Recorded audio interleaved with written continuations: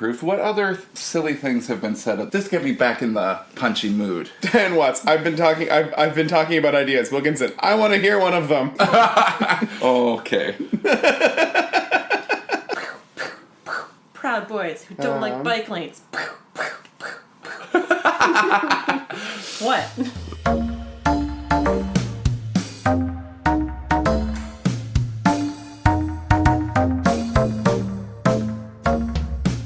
Hello and welcome to Pod Keep Our Land. It's what? Jacques Bear. Would have listened to. Pod Keep Our Land is a show about Canadian politics, parliaments, politicians, and policy. I'm Erin Rennie. I'm Matthew Naylor. And I'm Patrick Meehan. And it is January 23rd, 2018. We're coming to you from East Vancouver, Olympic Village to be precise. And we have a great show for you tonight. We're going to be checking in on the news from the last couple of weeks. Next, we'll be looking at the BC Liberal race, which is coming to a close. And then finally, we'll be talking about a few stories that have been surfacing around federal approaches to youth employment, youth engagement, talking about the Canadian Force recruitment strategy and Katimavik coming back, Canada summer jobs, whole fiasco. So it's going to be a great show. But before we dive into it, I just want to remind our listeners, we do have a listener survey on right now, and we're gathering your feedback on our show. Thank you so much, everybody who has helped us out by filling out that survey already. Your responses help us improve and let us know what we should keep doing and what we should stop doing. So we do appreciate that. If you haven't taken the survey yet, you can find it on our Facebook page. Just follow the link, and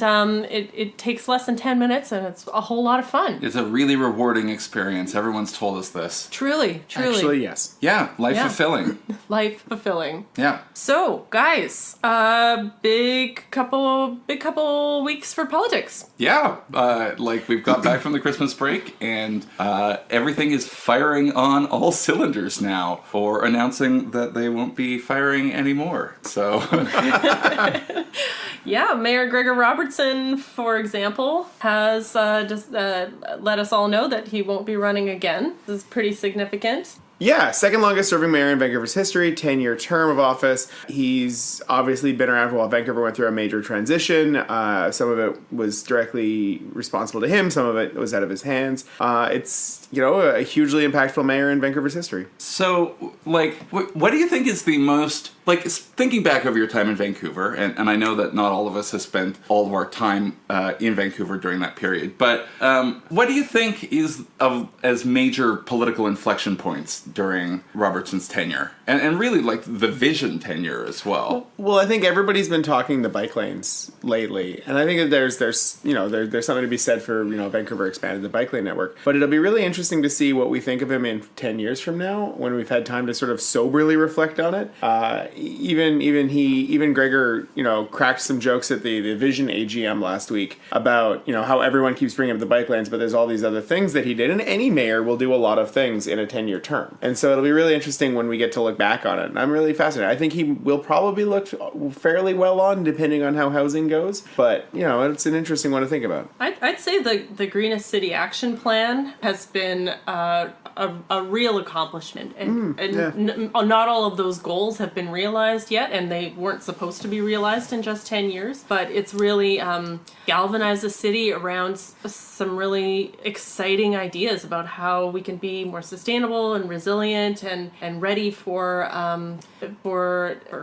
climate change. And it's been, I think the Greenest City Action Plan is probably one of the biggest things. The thing that I think of is the Stanley Cup riot, and I know that he wasn't exclusively responsible, but I do really resent how he punted on liquor reform at every single point that it came across the plate at any point after the Stanley Cup riot. Vancouver tends to get fairly scarred by riots. We used to have New Year's parties in Vancouver every year, and it was canceled after the 94 hockey riot, and we never got another one back. And I think we're only now talking about bringing it back. It's interesting how Vancouver, whenever we have one of these riots, we sort of have these knee-jerk reactions to sort of take away everything that's good. Yeah, no, it's not like the Stanley Cup riot was caused by completely inefficient crowd control and failing to check people's bags and allowing a ton of drunk people to fester in a cauldron of anger. No, it's of course because people are allowed to drink at bars downtown past 2 a.m, which was of course the situation that was happening right before the Stanley Cup riot, not it being the mid-afternoon. So anyway, I think it's of that. an interesting point, and I think that is interesting. That, the Olympics happened under his tenure. Not that he did much plan for them, and the Stanley Cup riot. It's sort of like all these things in the last 10 years have happened, and whether or not he's intrinsically tied to them is going to be an interesting thing to look at later on. I'm very fond of this picture that I have with his worship on Game 6, on the Game 6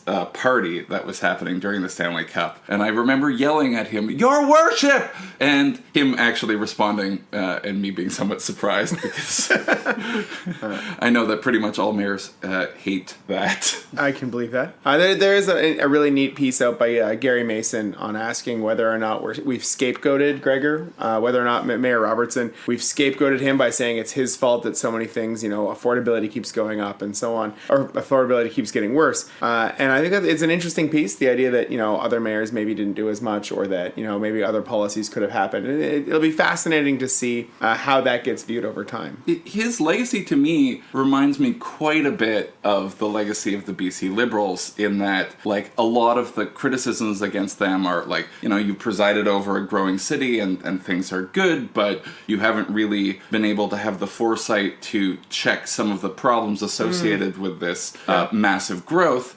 and prosperity, and a number of crises have emerged under your watch which you don't seem to have a plan for dealing with. And I think that is an equally fair criticism of the Christy Clark administration as well as Vision's tenure at City Hall. Yeah, I can see that. So to add one more accomplishment to Mayor Robertson's tenure, in the last couple of weeks we had a brand new gender equity strategy get passed by City Hall, and this is a really interesting move by the City of Vancouver. I understand you were present when it passed, Patrick? I wasn't present, but I had my day off, so I was like one is wont to do on their day off, live streaming City Council. I think that's normal, right? Oh, sure. Yeah.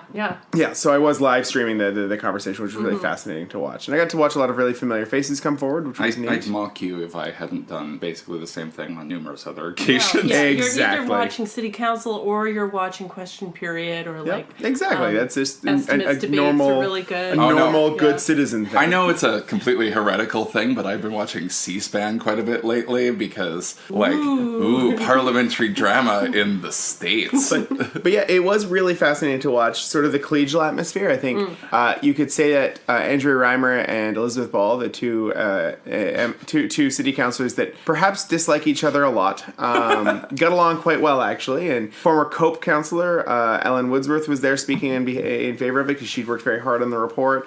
Tanya Paz, a local outspoken transportation advocate, was there speaking in favor of the report as well, talking about the importance of it. And so everyone was there sort of just seeking to benefit regardless of party lines, and I thought it was really fascinating to watch that. Yeah, it's something they've been working on for a long time, and it's nice to see it come forward.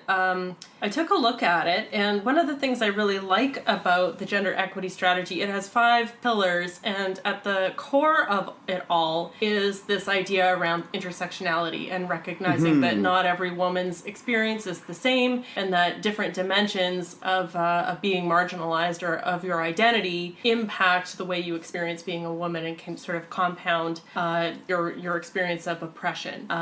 Being a low-income woman, for example, or a woman of color, or etc. So that's at the core, and then the other 5 pillars are around affordable daycare, affordable housing, leadership and representation, and then there's one more. Do you have it there, Matthew? Yeah, it's safety. Safety, of course. Yeah, public safety. So this is really nice to see local government putting forward some real concrete actions around how we can make the city a place that where all people can thrive and where women can see. So one of the things that I really like about this report, other than the term Action Team 2018-2028, is that there are key deliverables that are identified as what will constitute success. And I find that a lot of government reports or pie in the sky LNG whatevers, or whatever,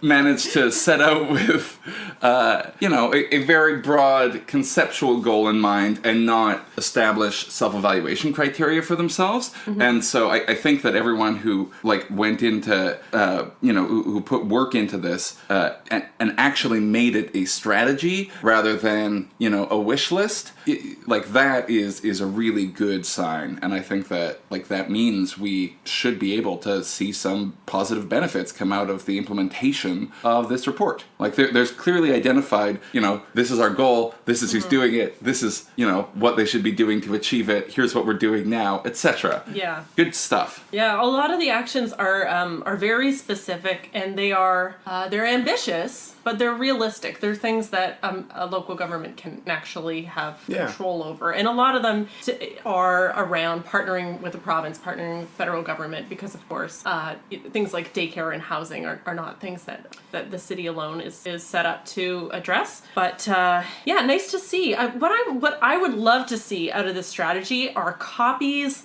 printed up and left in men's locker rooms in the community center around City Hall or around the city, and pasted up in the men's bathroom in the library. I don't want to see just another gender equity strategy written by women and only read by women. I think a lot of the work here is for men to do, and I would love to know, are our male listeners having a read and talking about this issue with their male friends and acquaintances and talking about what role they can play? No, I think that's absolutely exactly it. Is that you can't just be a bystander as a male or as an ally in a community, right? You have to stand forward and show your support. And I think that's one of the key things that I've really thought about in the last 6 months to a year, is recognizing that I can talk about my support of intersectional lens issues as straight presenting white male, but I need to actually walk that walk in terms of stepping forward and making my views heard, and also stepping forward with other people that are of my demographic and telling us when we need to take a step back, right? And I think that's really a key thing in there. And that's something that all white males tend to fall down on, is that step back moment, right? Right. We like to step forward and provide all of our feedback. Hence the gender breakdown in our Pod Keep Our Land survey that we have so far. And that's I think a key thing there, is learning when to step back, but also learning when to tell somebody else to step back. Is that something I'm trying to do? Is try to go, hey, dude, let's let other voices be heard. I am interested in seeing what other kind of advertisement or public campaigning will be done in order to bring this to fruition, because I think that while it would be great if a bunch of people picked up and read this 50-page report that was left in my locker at the Y, I think if there is some ability to condense it down to hey guys, here's what you can do, and here's why you're awful. Yeah, and put it in here. Here's 3 suggested actions, and put it in those urinal advertisements. Yeah, exactly. And then the locker room talk could be hey, did you know that women are only earning 83 cents to every dollar men earn? What can we do as male partners and allies to support our female partners so that they can succeed in their careers? Can we take on more of the mental load and more chores at home? That's what I would love to know is happening around this strategy. I hope that it sparks those conversations. Well, that was one of the things in tech that was going around recently, was a campaign calling on men to talk to their women colleagues in private about how much they make, because it started to become really open that in a lot of startups, women are making significantly less than a standard disparity. And so the campaign was, go talk to one of your women colleagues that's doing the same job as you and tell them how much you make. Not in a brag-worthy way, and obviously this can be done very poorly, but it's a lot of times when somebody's being taken advantage of for income-wise, it's because they don't know how much the person in the cubicle over from them are making, and that's such a gendered lens. And so if you're a real ally, maybe you turn to your coworker and you say, hey, can we have a talk about how much we're making? Because, in private, obviously, because they don't know that you're actually making significantly more than them necessarily. Did you know that in Norway, you can just go down to the National Bureau of Internal Revenue or whatever it is, and just ask what anyone's salary is? Well, my salary is publicly Googleable.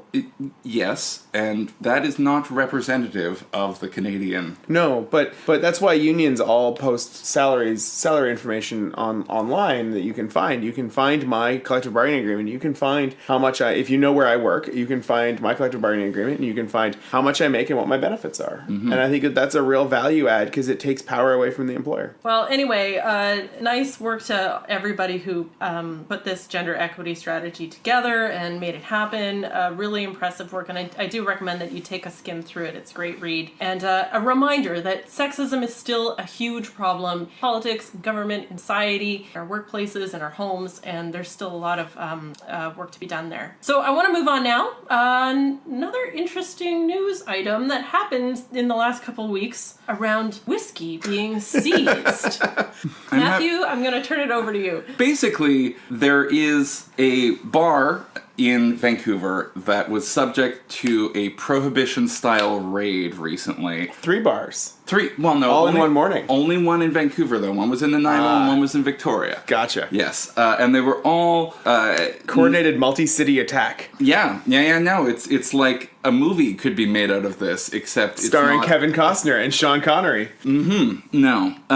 Although Allura Fergie, who is the Fett's Whiskey Bar owner, had recently almost 300 bottles of scotch and whiskey taken from her because they were not purchased in the way that apparently liquor primary establishments are required to purchase their alcohol.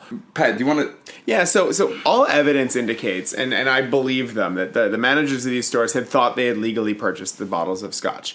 This Scotch distributor, which is a Scotch specialist in BC, has a license to import and sell in their liquor store various scotches from Scotland that are not carried in the BC liquors. Same thing with like a specialty winery. This is just a specialty scotch place. And when they import them, they report it to BC Liquor Control, and then they pay the BC LDB the money that's required to be able to sell it in their store. So they took this liquor that they brought in, and the government got its share, and they sold it to a couple of specialty restaurants that specialize in scotch. The thing with Fett's, the restaurant on Commercial Drive that got caught, is they've got like an 8-page scotch menu because they want to have all of these fancy and interesting scotches, and the BC Liquor Store doesn't carry that many scotches. This, to be clear, is the Scotch Malt Whiskey Society, which has been importing them and then reselling them onto the bars. So it would be perfectly okay if they had resold them to me when I walked in the store, or if they had sold it to me when I walked into their store, because that's what they do. But it's not okay for them to sell it to Fett's Whiskey Bar and have Fett's then sell it to a customer, for reasons that are confusing to me. Even though the cartel that is the liquor distribution branch has already got their bequet on this particular. They've already gotten their money. So it's just one more way that our BC liquor laws can and should be reformed. And there's ways you can do it still maintaining government control, which I would support, and there's ways you can do it giving up some government control with which Matthew would support. But something needs to happen, and hopefully David Eby is listening to our podcast and is interested in bringing forward some of those reforms in the new year. Yeah, so liquor reform is basically still in its infancy. We managed to make all our wishes for liquor reform on a monkey's paw, apparently, and so we got everything that we wanted in the worst possible way during the last administration. But there's still quite a bit of work to do because our liquor laws were basically written in the 20s, and not, the upcoming ones, but the 1920s. Yes, 100 years old these laws are. And so we have this giant monopoly power that is not only a monopoly, it is not only the single seller of goods, but it's also the monopsony, I have no problem with it being a monopoly as long as it's good for the citizen. Yeah. And in this case, it's not. And so I think that there's, like I said, there's market and non-market solutions, but one way or another, we need a solution. Yeah, and I just want to remind everyone of the absolutely hilarious quote that the Minister of Liquor in Alberta said when they were changing from their government store form to the private retail store where everyone still has to buy from the Alberta Liquor Distribution Branch. This is the free market that we have allowed. And Minister EP, if you could allow just a little more sense into the free market, not even more freedom, just more sense, that would be great, because if places realize that they're breaking the law but it's not being followed, or if establishments can break the law without knowing it, the law is badly constructed. The thing that is just wild to think about in this story is that it's like, how would they know? How would they know that a liquor store is selling one bottle that they're not supposed to be selling? To be fair, in this case, it was 300, but they weren't supposed supposed to be selling. It wasn't 300 bottles of the same scotch. It was like, 100 bottles of different, like it was 3 bottles of one scotch, 2 bottles of another scotch. It was like a lot of different scotches. Like it was probably like a good It was like quarter. $40,000 worth of stuff. Yeah, it was probably a good quarter of their inventory. Okay. In terms of different kinds of bottles. Okay. We'll scratch that. It's not like it was like a couple of bottles. No, it was like there's dozens of different labels that they were selling. Well, and also they had effectively informed the liquor distribution branch that like something was going on in terms of like the information was available and at the hands of the liquor distribution branch. Ms. Fergie said, this was a rule that was basically just ignored by the previous administration. I don't know why they're enforcing it now. And this has been like the way of liquor reform forever. We can like selectively enforce these laws and come down hard on things in basically what feels like an arbitrary fashion. I get really angry about liquor reform. I'm good. You done? Yeah. So, Valentine's Day is coming up. Big day for many people, especially if you live in Kelowna West, where they are having a by-election. So romantic. So romantic. I could go with someone and then basically every relationship that I've been on, cancel them out at the ballot box and... Yeah, you could have a by-election date. I am consistently impressed at your ability to date somebody across the aisle. It's very bipartisan. It boggles the mind. Okay, so Kelowna West, former seat of Ben Stewart, the BC Liberals, gave up his seat so that Christy Clark could run in that seat after she lost her seat over at Point Grey. Christy Clark just stepped down, so now the seat is vacant. So there's an election coming up in Kelowna West. Interesting race. What do you guys think? Well, the BC Liberal candidate is, shockingly, Ben Stewart. What? Yes. He's back. He's back from... After sitting on several government-run, very, very well-financed committees. And by all accounts, doing a very excellent job. Yes. But he did get several reward committees to sit on for stepping aside for Christy Clark to run. Well, you know what? Parliamentary democracies have to be flexible. I don't disagree. I think it's perfectly reasonable. It's just funny. Yeah, I mean, like, he did a good job. He was trade representative, I think, to some winery thing. Yeah. I mean, he does run a winery, so that makes sense. Mm-hmm. And now his hospitality suite will be back at convention, which is always awesome. There you go. So he's running for the Liberals. And then for the NDP is Shelley Cook, who's run for the party there as well before. And the Greens are running somebody named Robert Stupka, for whom I don't know very much. He is apparently an engineer who works on transportation, community development, and energy projects. Ah. So this race isn't going to tip the scale in the House. Well, it could make it more uncomfortable for John Horgan's government by making it a narrower run. But you're right. It won't tip the scales. It just means no one can get the... Right. Yeah, I mean, like, if the NDP wins... Yeah. Assume, of course, that the Liberals want to take out the government. Okay, yeah. But, like, even assuming that the NDP wins, they don't have their full complement. They don't have the 44 seats that are required for majority. Yeah, they would still need the Greens. Yeah, and so they would still need Green support. The BC Liberals don't have their absolute majority of seats because of the Plexplosion and, Daryl Pleckus being booted from the party and then, of course, Christy Clark once carrying the seat. So it'll basically be status quo ante election once the writs are returned. Mm-hmm. And it is notable that, turnout is significantly lower in a by-election, so weird things can happen. This is not an NDP riding by any stretch, but you never know. And, it is worth noting that it is very, very rare in BC for a governing party to win a by-election. Indeed, the only two people who have done it in the past 40 years are Christy Clark, by the skin of her teeth. Is the other one Kim Campbell? No, the other one was Mike DeYoung. Oh, right. Because he was running in Matsqui. Yep. And the Fraser Valley is fertile. So there is the interesting controversy that's come about of this. There was a lot of criticism of the BC NDP for waiting forever to call the by-election. They basically waited as long as they were constitutionally allowed to call the by-election. Do you have any thoughts on that, Matthew? No, I really don't. Like, if people think the rules should be different, change the rules when you were in government. Yeah, I think it's I mean, I would like the NDP to have called the by-election sooner for, like, democratic purposes, but that seems to be standard practice to wait for as long as you can. Our democracy has written rules that, like, it's a standard of beyond reproach versus what is allowed, and I do not fault the NDP at all for, like, holding off on calling this election. Fair. and now people can have a super romantic Valentine's Day in Kelowna. I hope my brother and his girlfriend, they go out for a lovely breakfast and then head down to the polling booth to, in secret, determine their future representation. Hooray.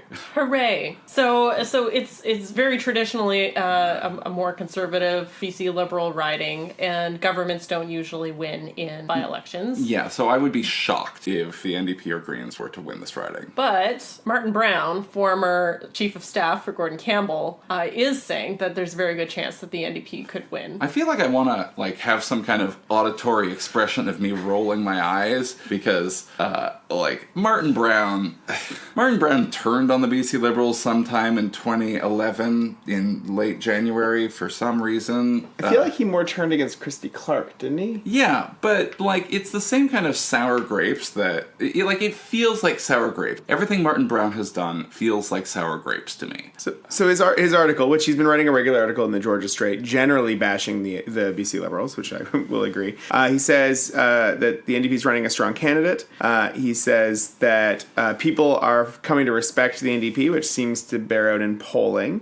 He says that this will take place the day after the throne speech, which may make some good news for Kelowna. We don't know.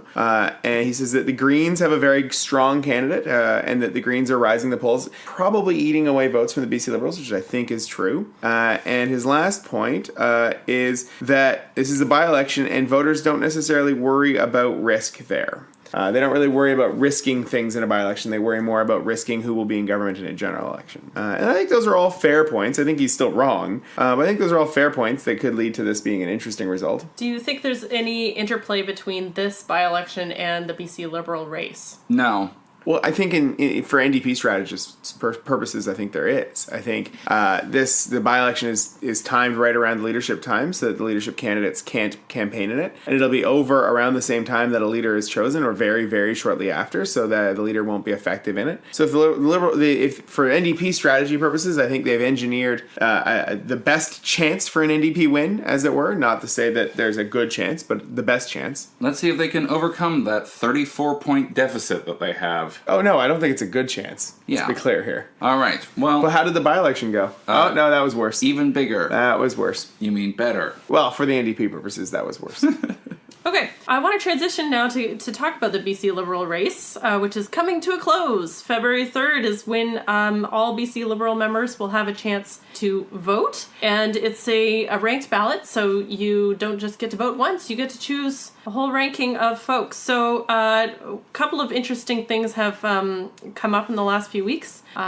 Wilkinson and DeYoung have made a deal to put each other as their second and direct their supporters to do so. And then as well, interim BC Liberal leader Rich Coleman has also endorsed Mike DeYoung. That was the most mind-blowing thing for me. Do we want to hit Wilkinson DeYoung first, because that might be less weird? Okay, yeah. So what does that mean to direct your supporters to support the other guy for your second? I mean, effectively, at least in a practical sense, it means nothing. But what a lot read a lot into that. Yeah, you can read a lot into it, and a lot of people will follow their leadership candidate in moving from their knocked off candidate to the next person. In an instant runoff race, it is a little weirder because this deal making all has to happen ahead of time. But in 2006, when I was working for Stéphane Dion, I was hoping you'd bring this up. Yeah, Gerard Kennedy and Stéphane made a deal that whoever came in at the bottom during their particular race, because they were in third and fourth place, and they knew they were in third and fourth place, right? Yes, yeah, although they knew, but they didn't know who was going to be in third and who was going to be in fourth. Well, Kennedy was pretty sure he was going to be in third, and but that's I think the key thing here is that you only cut these deals if you know neither of you are in first. Yes, yeah, this isn't a thing that Michael Ignatieff would have been considering during that particular race. And so I think we can read into this for sure that Wilkinson and DeYoung know they're not in first, and probably know they're not in second either. Yeah, that seems to be reasonable, and people do follow follow their candidates. By some counts, Gerard Kennedy brought as many as like 87% of his supporters onto Dion's ticket, and I think Well, and that was the old delegated convention, which was the great back old, in the day where people would just move around. I watched it on TV, and you could see everyone in the Gerard Kennedy camp just pulled out their Dion scarves and walked across the room, Dion en masse, like a horde of people. Literally, Dion people were like stripping off their shirts and throwing them at Gerard Kennedy people because they're like, take it, display your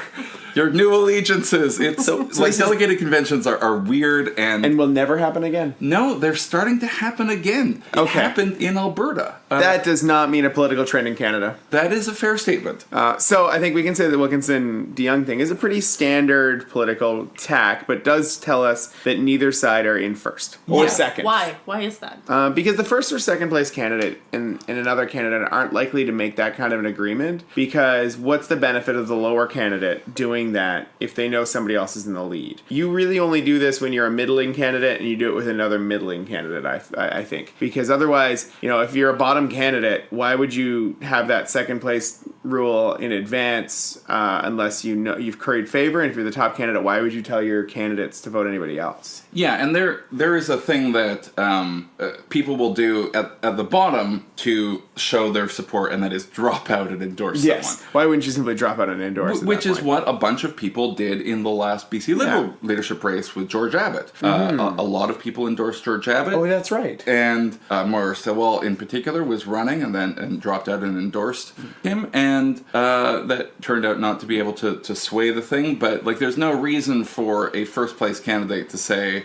I would please put Maura Stillwell second if you're George Abbott, because like George Abbott is so far above them, you have more leverage as a leading candidate. So I think it also shows that there's some fear, and I think I want to get into this with the Rich Coleman thing. I think there's a significant fear that Diane Watts could win. Yeah, I'm afraid of that. And I think they're afraid of an outsider coming into the party and taking over, one that doesn't know a lot of policy, that isn't really up on politics outside of Surrey and a little bit of Metro Vancouver, and I think there's a lot of fear that that's not a candidate that can win the next election, and so I think you're seeing some preparation to get ready for that. You're seeing Wilkinson-DeYoung come together for that. Rich Coleman does the unimaginable, which is endorse a candidate while being the interim leader, and a couple of other things that here on the margin seems to indicate that there's some fear that Diane Watts could win, and she does have the name recognition for it. And she's polling first. She's polling. Well, it's really impossible to poll a leadership race, but she is polling first from the information we have, which is not necessarily, it's really hard to know if that's accurate. But that's a really good point, is that she is polling first. Leadership races are like almost entirely turnout operations. Like, you sell your memberships. The person who sold the most memberships was Michael Lee. But second most memberships was Diane Watts, although with the weighted concern, are all those memberships in Surrey or all of those memberships in Metro Vancouver? Who knows? No, we do know.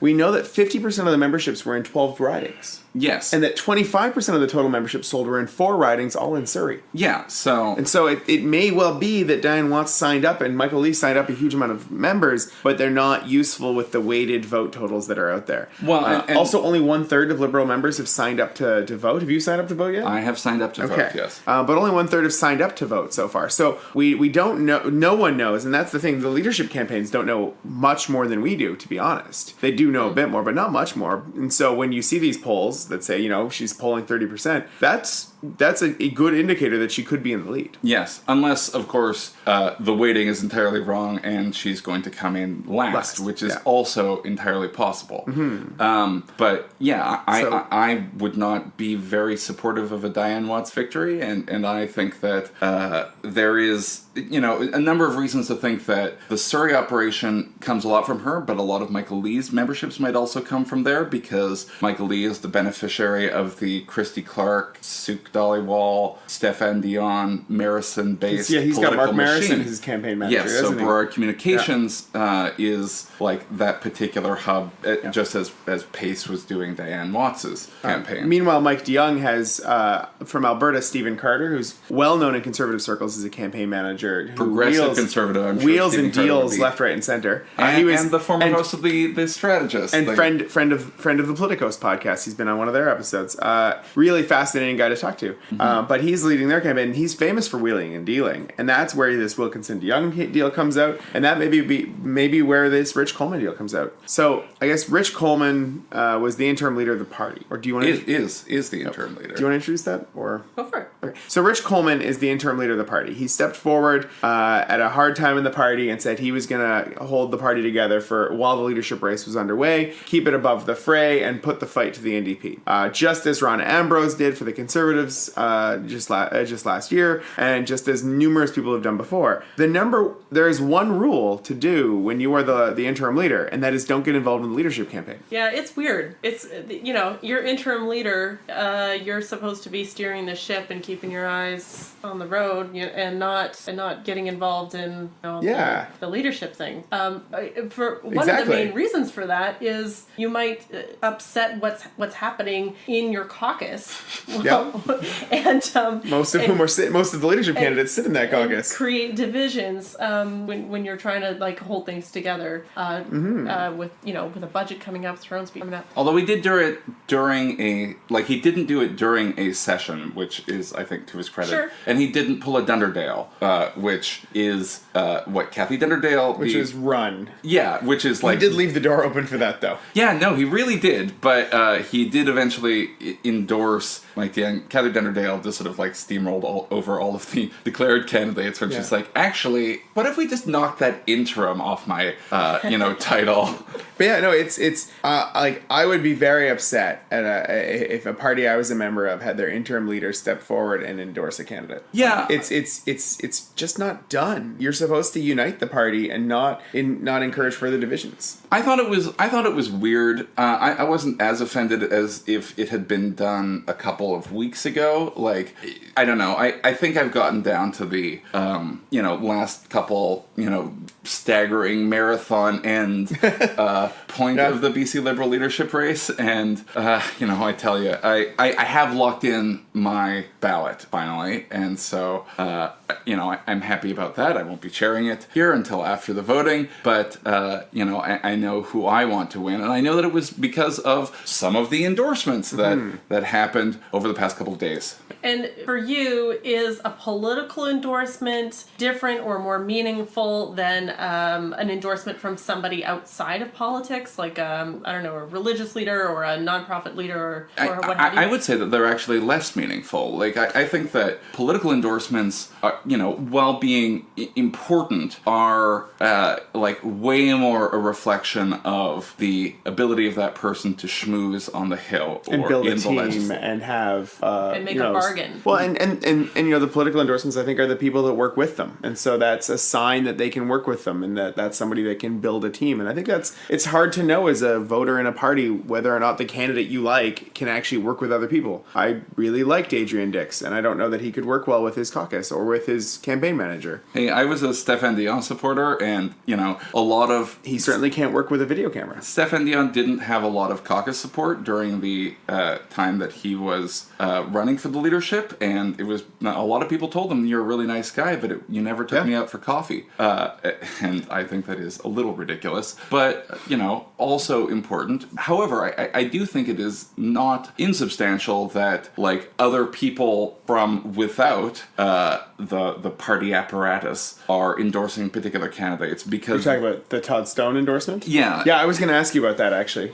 So the Todd Stones, do you want to give a little bit of a rundown? So the amusingly named senior bureaucrats within the BC government, as in non-political staffers in the BC government, including the top civil servant for some time. The pair of them are named John Doyle and John Dybel, which is immensely difficult to tell apart, and immensely difficult to tell apart even on paper. But they've both taken out Liberal Party memberships for the first time in their lives, because they were non-political staff in Victoria, and endorsed Todd Stone, which is very eyebrow-raising. They're both retired from government, so so they have every right to do this. But it's a little eyebrow raising that long-term political staffers or long-term non-political staffers are stepping forward to endorse. Civil servants. Yeah, civil servants. Yeah, and it's fascinating. It's a little eyebrow raising. I don't think it's the problematic thing that the Rich Coleman was, but that was a little interesting. Yeah, but I think that, like, more broadly speaking, that kind of, general panoply of non-political endorsements is a better indicator of who might be able to win the next election than can you buddy up to your caucus always. Or not necessarily who can win the next election, but who can govern well. If somebody's been like senior civil servant at the Till for a long period of time, they might, and they've worked with these cabinet ministers, they know which cabinet minister might be able to run a government effectively. That's actually a pretty good endorsement, to be honest. Yes, yeah. I think that's a valid way of looking at it for sure. Yeah, so those were the endorsements of the week as it all came out. I think that does the other curious thing to look at is that the NDP have seemed to have turned all of their advertising guns on Todd Stone. My Facebook feed, my Twitter feed are filled with paid ads by the BC NDP saying that Todd Stone destroyed ICBC, which may have been true, and that Todd Stone has destroyed various other civil like crown corporations. Okay, it's interesting that you're seeing these ads and I'm not, because like the BC NDP could be targeting me. Does that mean they're targeting badly or well? I haven't seen anything. Fascinating. Yeah, that is really interesting. Okay, so Pat, you actually had 3 possible reasons why the BC NDP might be doing this. So there's three equally weighted ways to read into this, and it's amazing that these are the 3. One, the BC NDP are afraid that Todd Stone might become leader and are trying to take away from him. And so they're trying to destroy his credibility now. 2, they think he's going to become leader, and so they're trying to destroy his credibility going into his leadership. And 3, they want him to be leader, and so they want BC Liberals to support him because they think the NDP fear him. And so these 3 options are all possible and all not helpful to understanding anything. Well, I'm sure it'll all come clear by the next time we record an episode. Yeah. This is our last episode before the race, so BC Liberals will have a new leader.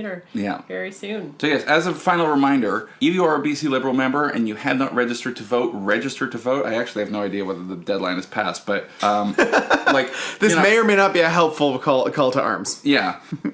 And yes, speaking of calls to arms, calls to service, calls to national attention, there's some other stuff that's going on, right? Yeah, I wanted to talk about youth employment, youth engagement at the national level, because there's been a few really interesting stories around this. And I think it has a lot to do with a recognition that, okay, so Justin Trudeau is now the oldest leader in the House. Yeah, which, I mean, great Sure. and amazing. And also, Andrew Scheer is not a million years old. No, he just looks like he's 55 driving an SUV. There's like a lot of youth in our 3 federal leaders, and a recognition that millennials are now actually turning up to vote. They are the biggest generation of all time, and if you want to win an election, you should probably pay attention to them and start, altering your policies so that they're a little bit more millennial friendly.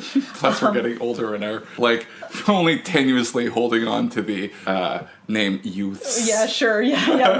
Maybe we should name the segment so that it's not youth employment. But anyway, there's 3 interesting stories. Let's start with the first one around Canadian Forces recruitment. Pat, can you fill us in here? Yeah, so the Canadian Forces are at sort of historic lows in terms of their current enrollment. They've been low for a while, and there's a huge push on to recruit reservists. And I sort of want to put the call out there to suggest that people should should consider signing up if you're young or even not necessarily young. The reserves is a really interesting, as long as you have no moral predilections against it, obviously. The reserves is a really fantastic part-time job that I've used in my life for many years as a way to sort of backfill employment. It's helped me pay rent in the past because I would do some army work on the reserves when I was in between jobs, and it teaches you a lot of really neat skills. And so there's a huge recruitment drive on right now.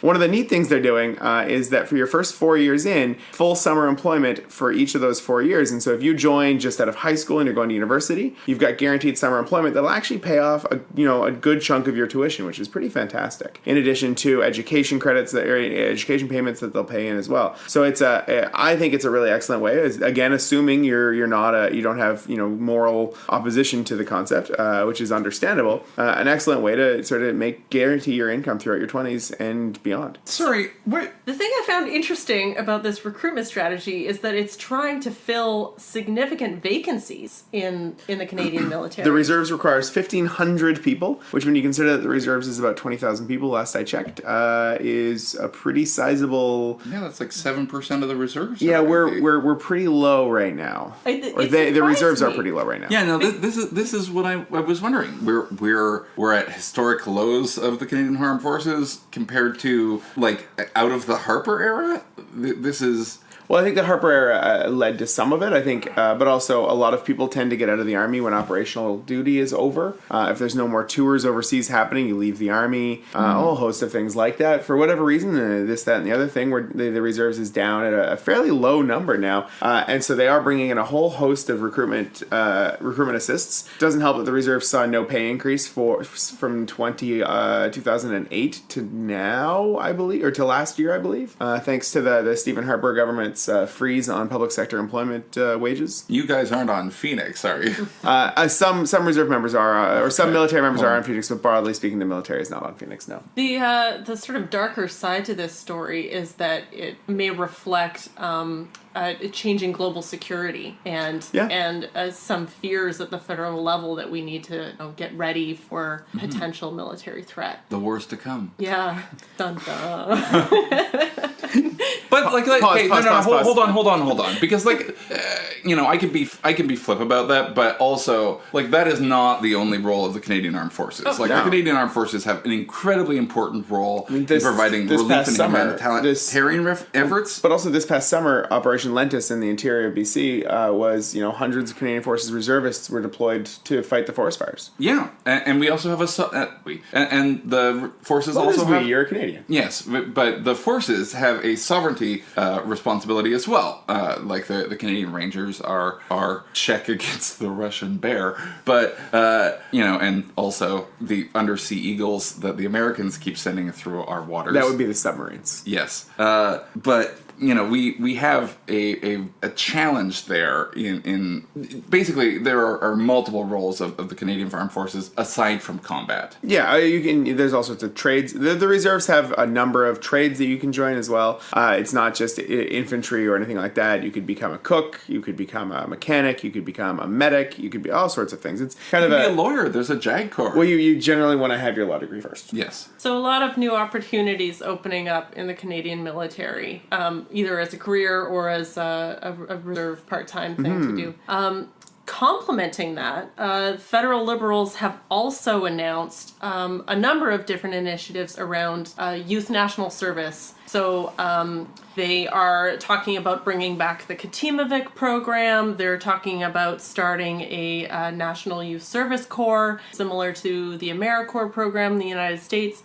This is really exciting for those of us who participated in youth service. So I participated in the Canada Youth World Youth program, which is like the sister program to Katimavik. So that was a really political piece. And when the Harper Conservatives canceled both of those programs or defunded them until they were effectively canceled, a lot of Canadians were really upset. And so very interesting to see Trudeau fulfilling that promise of bringing those two programs back because they were started under Pierre Trudeau's government. Yeah, and I even think, especially when you think about the ability to get a job now is so predicated on what have you done, experiential learning and whatnot. And universities are struggling and trying to bring experiential learning into the classroom and things like that. This is experiential learning, and this is a way for the government to stitch Canada together, but also to give individuals as they come out of high school or university actual job work experience doing things that they can talk to an employer or a career person, and that can get them somewhere down the road. Well, yeah, that's it exactly.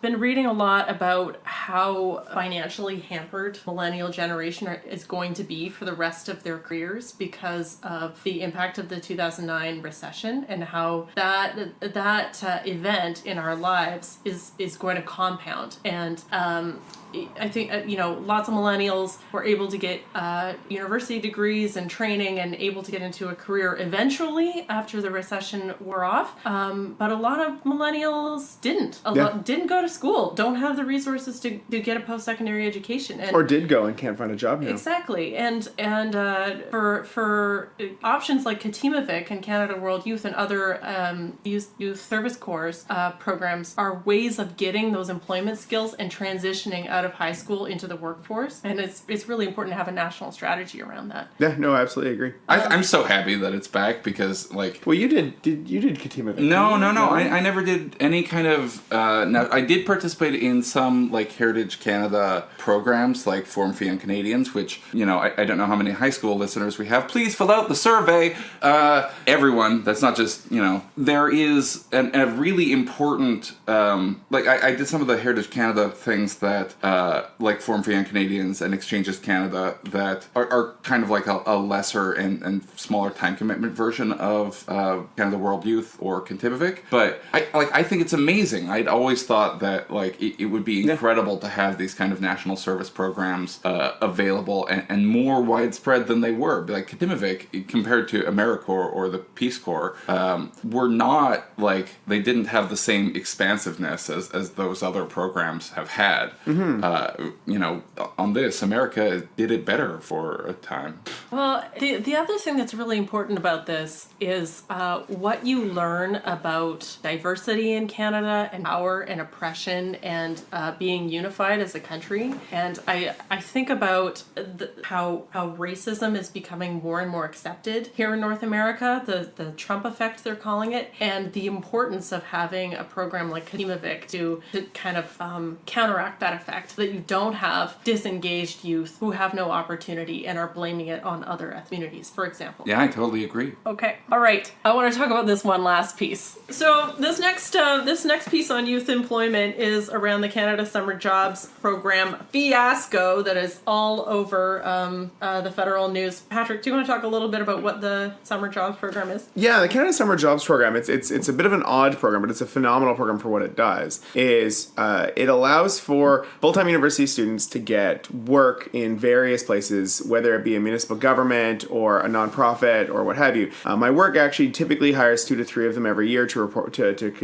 conduct reports for us and develop new programs for us. Other things that'll happen is municipal governments will hire them into the planning department and things like that to do things. And so what the federal government will do is it'll pay for up to I think $14 or $15 an hour of the person's wage, and then you top up from there to whatever your wage rate is. And so we top up I think $3 or $4 more an hour, and we get that employee for that amount of money that we're paying, and the federal government gets that. And these post-secondary students get amazing work experience doing things they would never have been doing before, because there's now a huge financial incentive for these organizations to bring it together. The one oddity is that the MP gets to decide where the placements go, and the MP single-handedly gets to decide in every situation, which is weird, but it seems to work out reasonably well apparently. The jobs or the person who's hired? The jobs. Okay. So we would apply for 3 of them, and if the MP didn't like us for whatever reason, he might say no, or she might say no. In our case, it's a he in our writing. Yours is Terry Beach, right? No, Jonathan Wilkinson. Oh, okay.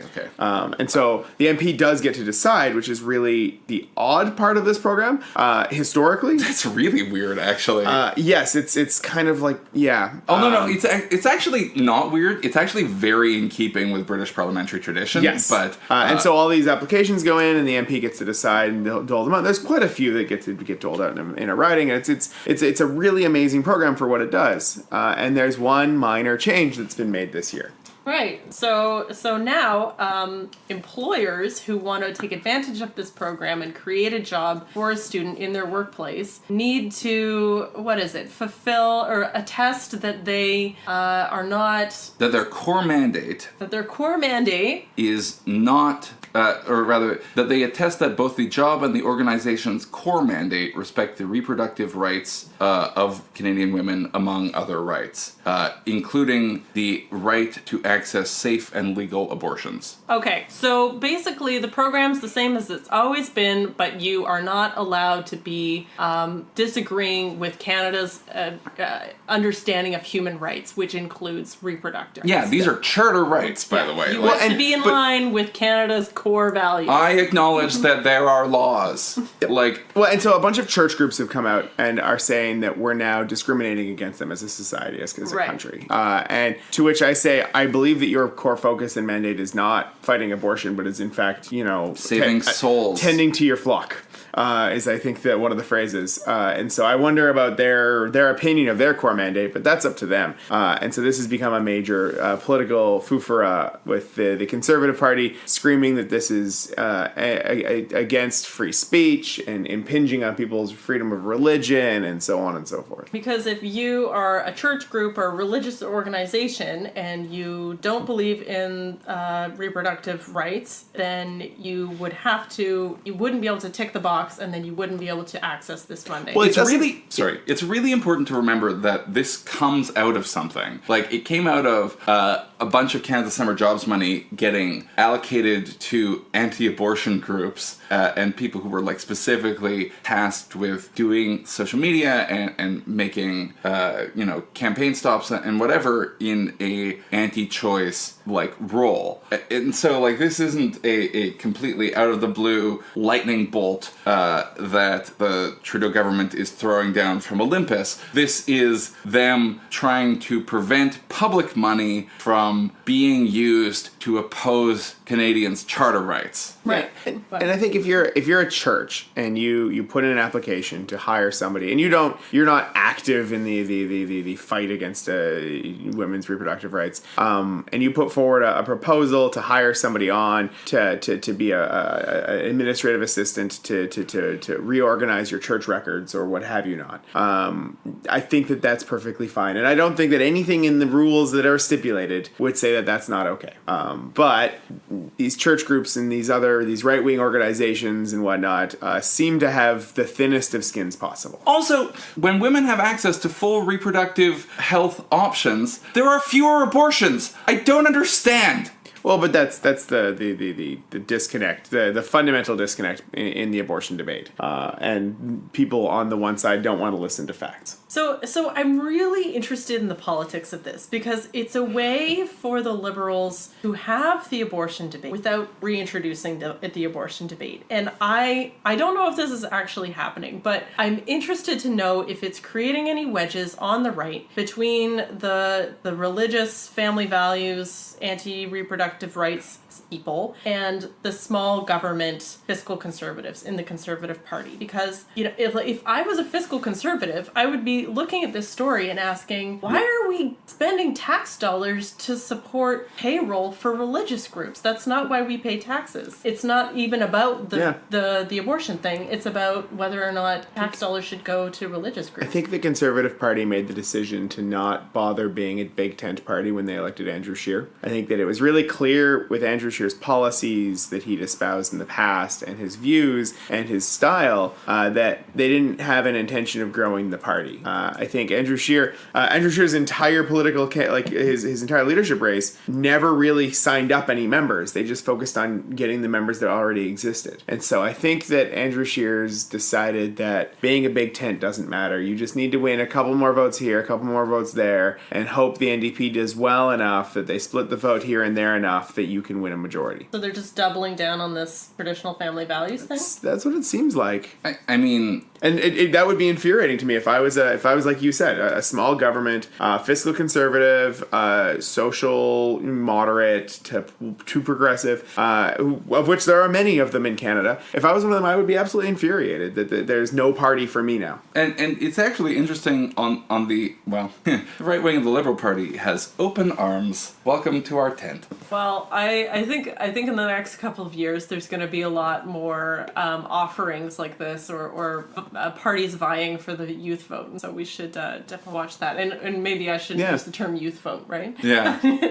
Yeah, the millennial vote. I think given that the age cohort of baby boomers is rapidly approaching the 70s point, I think the definition of youth may keep expanding, especially as long as, millennials can't find good jobs because the economy continues to be not good thanks to decisions by previous governments. Mm-hmm. So, what do you call somebody that's underemployed and overeducated other than youth? Yeah. Yeah. I think probably the ambassador to Germany. Isn't that Stefan Dion? Mm-hmm. Okay. If I still use my parents' address as my mailing address, does that make me a youth? Yes. That most definitely makes you youth. Although I will admit, I only changed mine when I got married. That is insane. I changed my mailing. You live in a different province from your parents, it's though. It's really annoying. I change it like every couple months. Yeah, but you live in a different province. Every time I go home for dinner, every time I went home for dinner because it was free, I would just get, free meal and my mail. And also, who gets important mail? Yeah, and if you are getting important mail, you wanted to go to your parents' house because it's the same place. Yeah, and it's a free meal.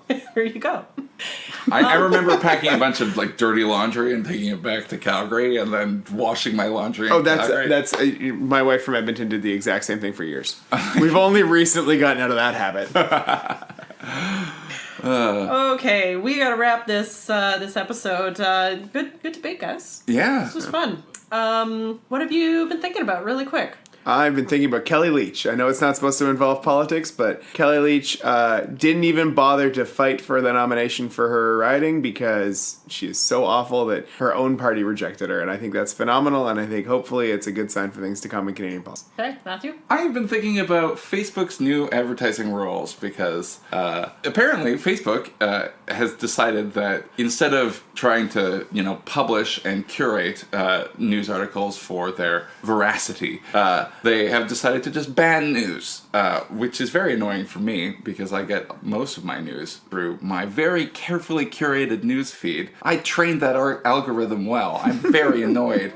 And instead, it's apparently gone. So it also raises a bit of concern for this whole thing because we get a ton of our views from advertising, and that's really important to us. And we don't have access to that as of the couple days from now, probably by the time this episode goes out. Yeah. And so I would actually like to ask you, dear listener, as a one-time favor to us, except hopefully it isn't a one-time thing, but please share this podcast on Facebook.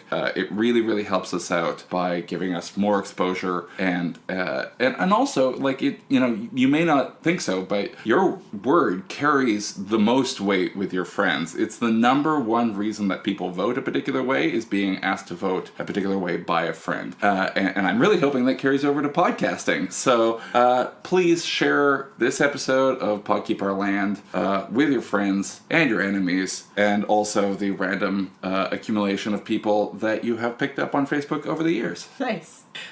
Well, I had an exciting weekend. I went to Tacoma and I saw the high school that was the set for the wonderful film from the early aughts, 10 Things I Hate About You. Oh. It was amazing. It was so exciting. There was the big football field and it's the most beautiful high school I'd ever seen. It was like a castle. Anyway. I didn't know that film was a remaking of The Taming of the Shrew until after I had seen it. Mm-hmm. Yes. But then I watched it again. Indeed. And, oh yeah, no, it's 100% there. Modern classic. It's just occurred to me. Yes. The Liberal leadership race will be over by the time we podcast next. Do we want to have any prognostications? Oh, yeah. All right. We've been traditionally very good about being always wrong, except for I think I was bang on with Jagmeet Singh. That was not hard to see. You called the wrong ballot. Oh, you're right. You called the wrong ballot. I got Hector Bremner's vote count right. We got Carol James as finance minister. Yes. That's a throw. No, we got her as deputy premier. Oh yeah, no, it was only deputy. We got finance wrong. Yeah. So, do we have any prognostications about the Liberal leadership race that'll happen between now and the next podcast? I want to let you two go first because I find it difficult to separate my emotions from my desires and my predictions. I'm gonna predict Michael Lee, dark horse. Oh. Yeah. Very interesting. I'm going to say Mike DeYoung narrowly beats Diane Watts. Okay. And I will also say I don't have any faith in that call. Todd Stone, 4th ballot. Oh yeah, we're doing ballots. I'll say third ballot. Can we all agree Sam Sullivan, first one knocked off the ballot? There's this tiny chance that it might just be Diane Watts. Like, Outright? yeah, because Yeah, like, I almost said Diane Watts. I think a lot of people are underestimating her. oh really? I think there's a You decent think she'd chance. be in fourth? I think there's a decent chance she might be completely overestimated Yeah. because her support is so poorly distributed. So can we all agree that anyone could be in first and anyone could be in last? No, because Sam Sullivan isn't going to be first. Yeah, that's a good point. Okay, so Sam Sullivan's probably last. Like this is so sad for me because like I actually really like Sam. I respect some of his positions. I think a lot of his style I don't care for, but I respect him for his views. I like his style, and he swung. But the problem for me was that he just swung too far right in the leadership campaign for me to be able to support him. And Todd Stone seems like the candidate. Yeah, by the way, I'm voting for Todd Stone. I guess that's basically evident by now. But Todd Stone seems like the candidate most likely to win back Metro Vancouver, as bizarre as that particular statement might seem. Okay, well, we'll have to wait and see. You've been listening to Pod Keep Our Land. I'm Erin Rennie. I'm Matthew Naylor. And I'm Patrick Meehan. Please follow us on the Facebook, on the Twitter. Please rate our show wherever you get your podcasts and share it with all your friends and enemies, like Matthew said. Thank you so much for listening, and we'll talk to you next time on Pod Keep Our Land. So Moira Stillwell tweets...